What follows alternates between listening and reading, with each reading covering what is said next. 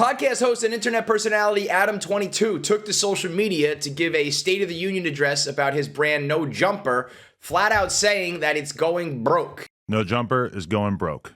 He lists a slew of reasons, some of them self-inflicted, some of them outside circumstances that he could not have foreseen, and said that the No Jumper brand is in trouble, and he just wanted to be transparent with the fans and maybe ask them for a little bit of help. I know that might sound crazy.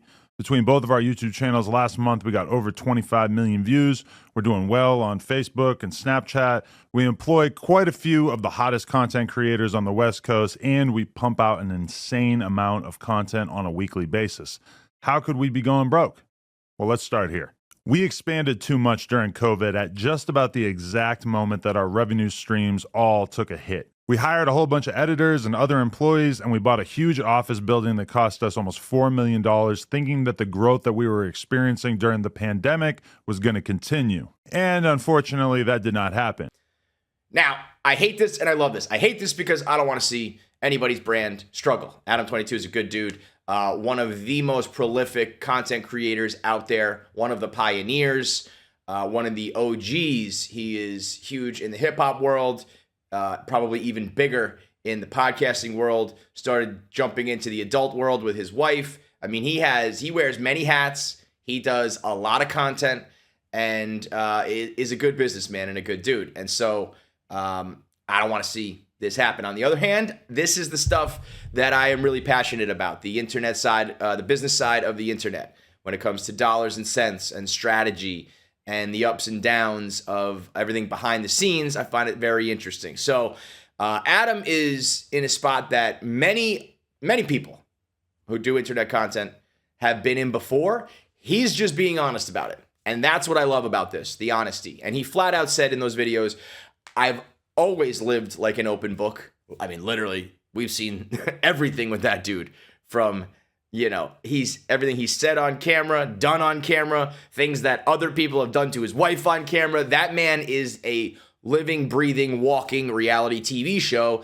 And I think a lot of times when it comes to internet personalities, you see all of the good and none of the bad. And I love the fact that he was willing to put his cards on the table like that.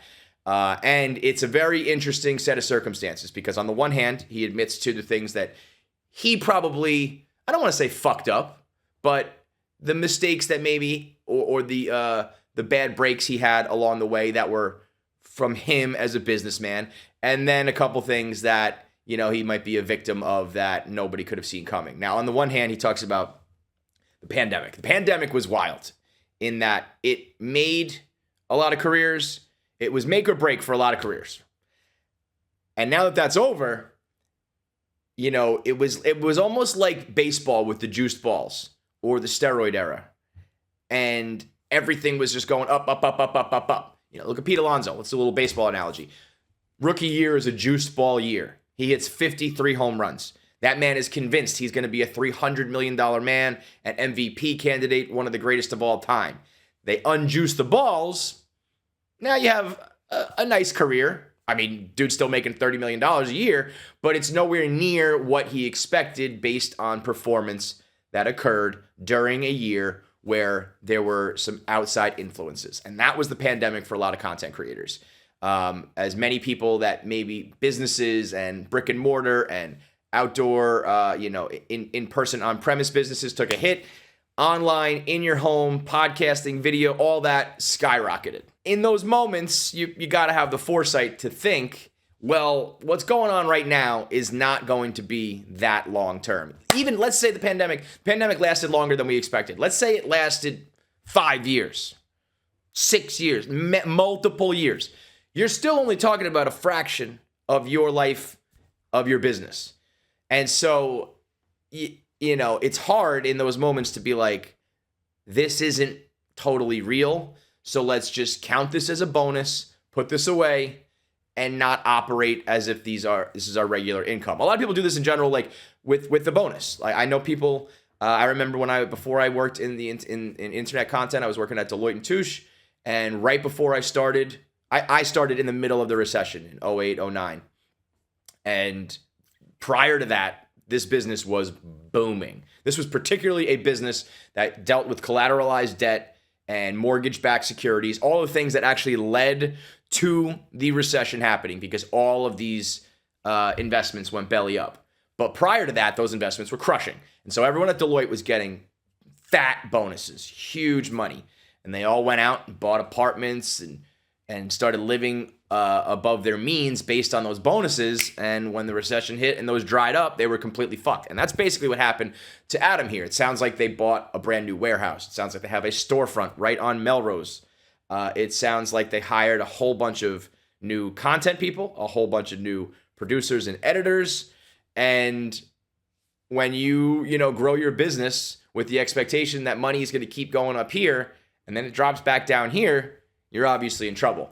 The Patreon was ripping because they were doing interviews with uncensored porn stars. So you could watch it with everything blurred out. And if you tune in on the Patreon, you get the uncensored. That was killing it. Well, then he starts a whole new business, Plug Talk, which is an OnlyFans show with his wife. And now all of a sudden, all of that money that was being made over here for basically porn is now over here. So he's kind of robbing Peter to pay Paul. And that money's now going to Plug Talk. But if it's money that comes out of No Jumper's pocket, it doesn't all add up. So I don't think he's alone in that. There are many people who the pandemic changed things. And I'm sure there's a lot of people who did not think, let me just save this money and not expand business in a way. It's so tempting to do when it's like, well, now we have this huge influx of cash. Let's reinvest it into the business. It's not even like he spent it like frivolously. He's reinvesting it into his business, but at some point it's diminishing returns, where it doesn't matter how big your warehouse is or how many people you have. If the views and the money coming in change, it's not, the juice is not worth the squeeze. Having that big of a property, having storefronts on premium streets, all that stuff is there's really no point to it. Also, you have to realize that when pandemic money changes for brands, like what they were once paying you, they no longer can afford. So, everything can dry up on you real quick. And I mean, we've seen it. The amount of like ebbs and flows you go through in the content game. There was a period of time when KFC Radio had two main things with KFC Radio that have changed over the years. One is merch. Merch, probably in like 2014-ish, 15, maybe 13 through like 17. Massive. I took the Barstool merch model used to be t-shirts with funny phrases and sayings and little gimmicky t-shirts, and I said, let's make real clothes. And I made the quilted hoodies, the quilted sweatpants. I made Henleys and button-ups and this entire brand of like a separate clothing brand. And that was making a few $1 million a year. Add it all up, I was probably pulling in like $5 million a year. And that's just not there anymore for whatever reason. It could be related to me. It could be related to the fan base. It could be related to the economy, the merch game. People just aren't buying this line of clothes that they once were. So, merch in general, I feel like is something that is down across the board because everybody got in on the game. Everybody, all your favorite, it used to be me and a couple other podcasts, me and a couple other shows, and a couple other brands that people wanted to buy the merch. Now there's everything. So if I'm buying this guy, and this guy, and I already have a bunch from this guy, maybe I'm not buying that anymore. So the merch game is totally volatile now, to the point that I'm still out there trying to find, like the one-off t-shirts and catchphrases and things that'll go viral. But in terms of just creating regular clothes that I think are cool, it's just not, the cost associated, the work associated with it is just not really worth the return on investment. Now, there are still examples of where, merch and products do work. Like all of a sudden a Espresso Martini comes along. Entirely different ball game when you're talking about let's create an alcohol and let's jump on this wave and capitalize on how popular, your favorite Espresso Martinis become. Midnight Bean, $19.99 in stores everywhere right now, at home espresso martini, I think is going to revolutionize the game. And I'm hoping this retires me and my kids and their grandkids. But it came about, and by the way, new merch associated with this. So in certain instances, like I think this is a cool new logo. I have this new brand and this new product that I want to support, and I'm going to put everything into it, then we create it. But as far as just regular business, the merch game is a different animal. But this, you can't just make these. Like, this is something that this is a cocktail that I drank for the last 15 years and talked about online organically without ever intending to sell it. And it just so happens to eventually become like the most popular drink in the world. It's like seltzers and espresso martinis now. And so this all just comes to fruition, falls into my lap, the stars align, and I'm like, let's go. But I couldn't just make this happen if I wanted to. So you got to kind of take the game as it comes to you. And when the pandemic came to him, he took it. And now, the tides are kind of going out, and he's got to ride with it. Now, the other side of things, like the other thing for KFC Radio that is a big variable, was just the podcast in general. Probably 2018, 19, 20, no, like 2019 through early 2020s. We were smashing it, It was like, I remember Bert Kreischer saying KFC Radio was like an East Coast Rogan, not in any even remotely close stratosphere to numbers and influence, but in the comedy world, he was like, when you're on the West Coast or you're out in Austin, you go see Joe Rogan. When you're on the East Coast, everybody comes through Barstool and KFC Radio. And there was a period of time where we were early to all of those comics, and all those comics were successful, but they had not blown up mega to the level that they're at now. And once those guys all popped, they all had their own show. So in the beginning, we're getting Bert Kreischer, Tom Segura, Andrew Schultz, Chris Stefano, Bill Burr, the list goes on and on and on. I mean, aside from maybe Dave Chappelle and Joe Rogan, I think we've had literally every other comedian and podcaster in the world has been on our show. The Theo Vaughns of the world, the Shane Gillis of the world. Everybody came through, and so the podcast was absolutely thriving. All of those guys eventually have, A, developed their own show, and B, have done every podcast appearance 5,000 times to the point that it starts to kind of lose its luster. What used to be like must-see appointment podcast viewing is now like, oh, that's his fourth time on the show. And by the way, I see him 2 or 3 times a week on this show, And so there was, and I wish I realized it at the time, because I fell victim to the same thing Adam did in a way. It wasn't pandemic related, but it was just comedy landscape oriented, where had I realized that like we only have access to these guys, not only because they still come on the show, but we only have this impact for this small amount of time. I don't know what I would have done differently, but I would have done things differently. I wouldn't have just assumed. I was kind of like, all right, we're one of the premier comedy podcasts. It's always going to keep rolling. And now you look around and it's like, they're not coming through as much because they have their own shows. They have too much money. They don't need the promotion anymore. It's different than it once was, because podcasting in the comedy world had this entire landscape shifting movement where all of a sudden, these guys are making like $100 million in a year. We're talking like mega money that, it's different than it was when they were on the come up. And that goes for the podcast market in general. It's like, again, there was a time where, back in 2012, we're one of the only podcasts out there, relatively speaking. Of course, these things date back to like Tom Green and Joe Rogan back in like the early 2000s. But even as late as like 2012, it was still a very early market where there wasn't many options. Now you can tune into your favorite retired basketball player, Hall of Famers, athletes, entertainers, business people, everybody telling these behind the scenes stories and personal anecdotes that like regular people can't. Why would you tune into a regular dude when you go tune into one of the most interesting, intriguing, rich, fancy, popular, whatever people of all time?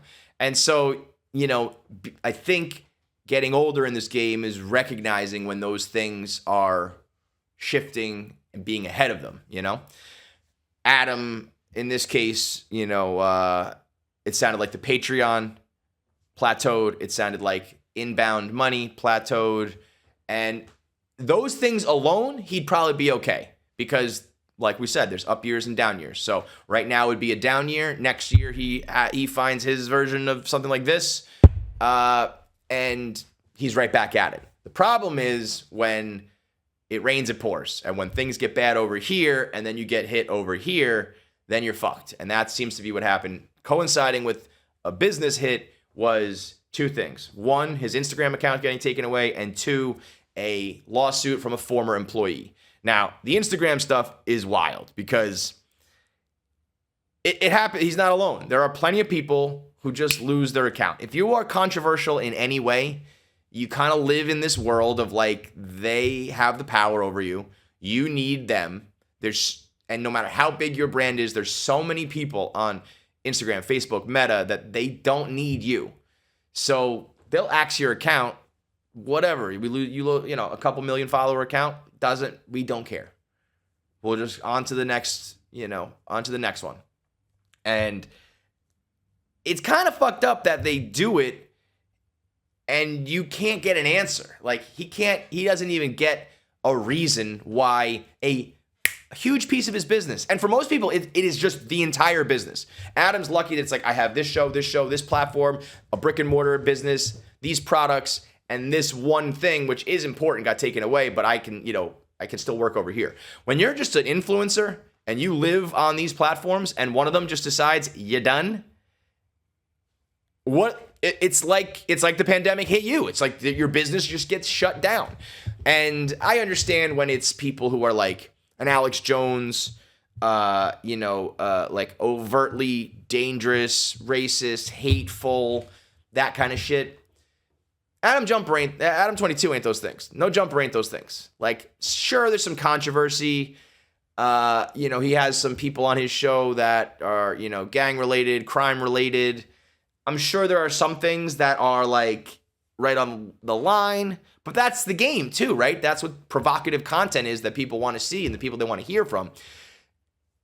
I don't think Adam22 and No Jumper that I'm aware of have ever posted anything that warrants, boom, we take away your account and you don't even get a reason or a call or to speak your piece, to make your case. That seems probably not true.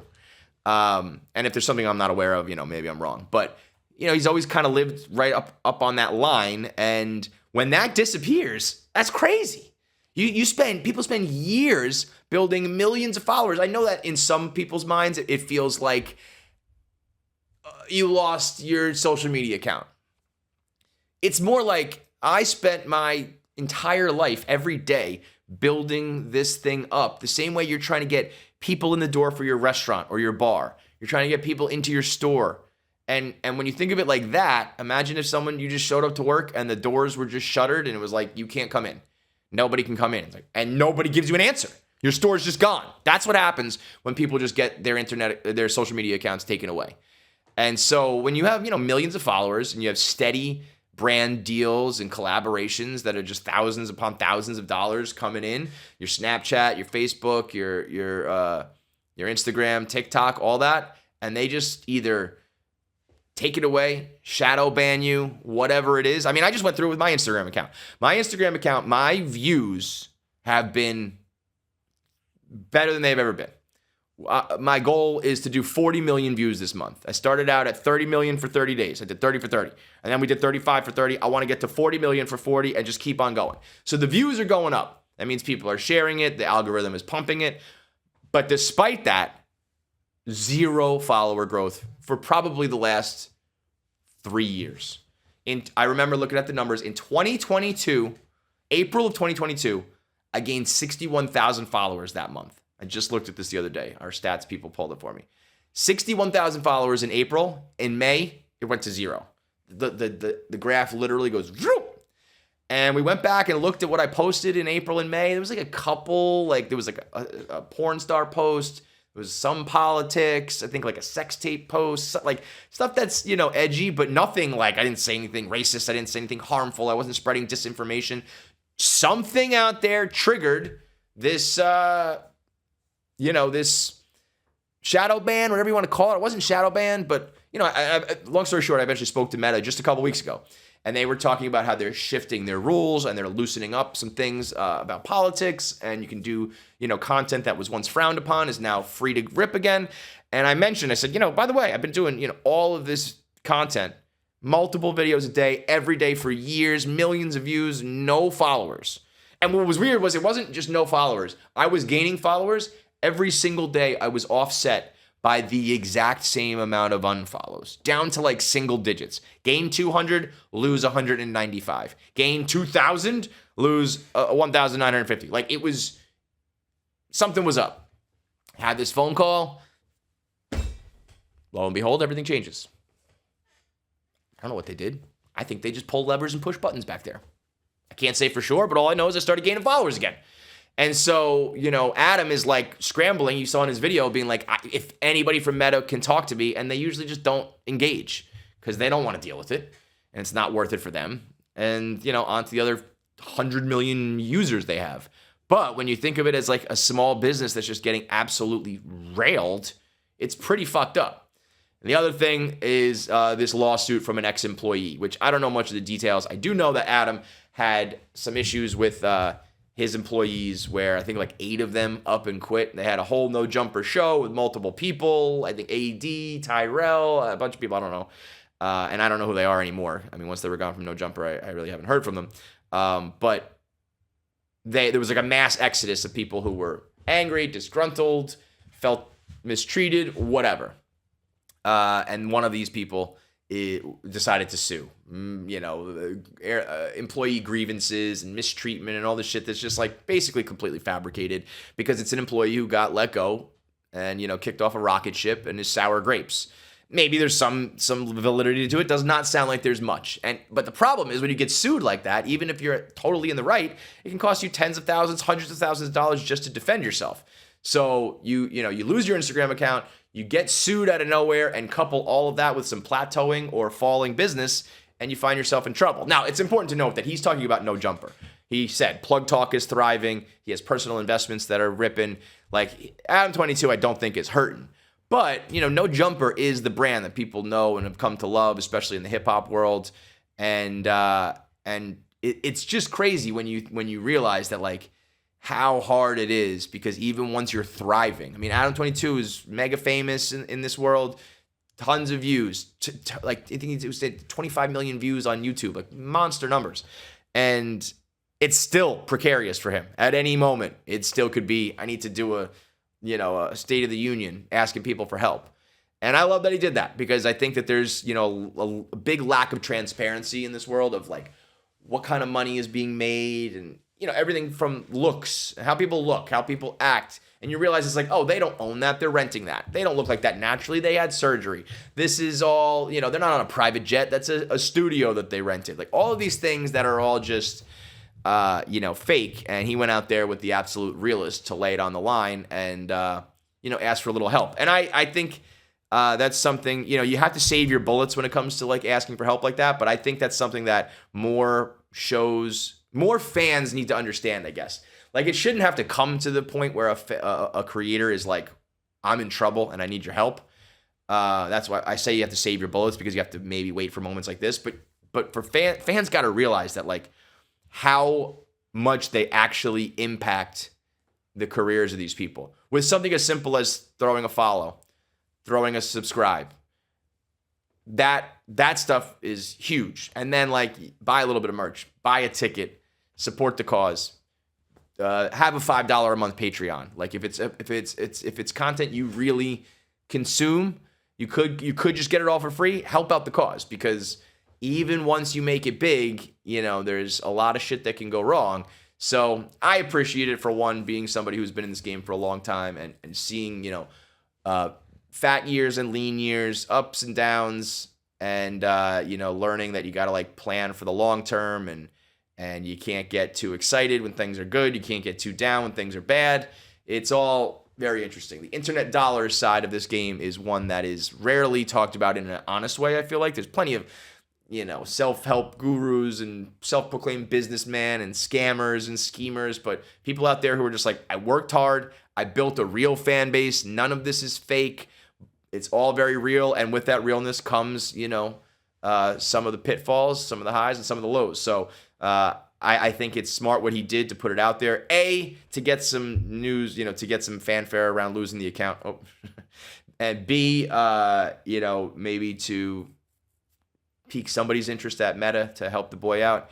But also just to let the fans know, like, hey, you got to support the brand if it's something that you really fuck with. So I think Adam22 will end up being just fine. I think this video was a savvy business move. I think he's a savvy businessman, and I think he knows that being open and honest like this is a good way to reach the fans and to garner support and rally that support. So even when things are bleak, like, the smart businessmen always find a way. And by the way, before I finish up, it is a testament to people like Dave and companies like Barstool. Like, Adam had this brand, built it himself, wanted to expand. I'm going to hire people. I'm going to have other shows. I want to share the spotlight. I want to share the pie. And it's not easy. It's not easy. He had a lot of problems with his employees that, whether or not it's his fault or their fault, it's ultimately falls on him as the boss. And you got to find a way to, if you want to be one of those people that has a whole media platform with everybody under your umbrella and businesses under, sub businesses, you got to make it all work. And it's probably hard for Adam in the world he lives in with entertainers and gangsters and all sorts of shit where people are not exactly copacetic businessmen.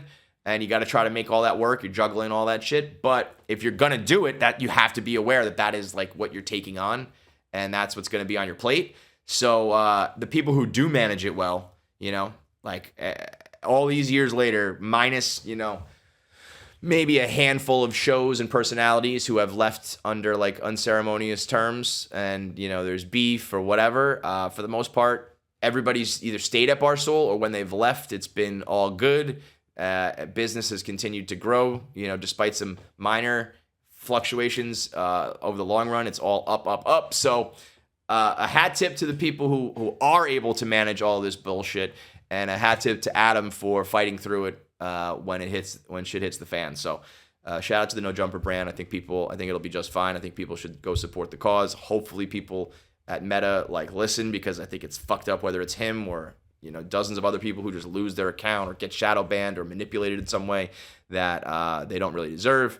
And yeah, man, this is my real passion. I love the internet side of the business side of the internet dollars, internet strategy, content creation, the fads, the trends, all of it. So be on the lookout for more of that. Internet dollars with 1 Minute Man. We'll catch you next time.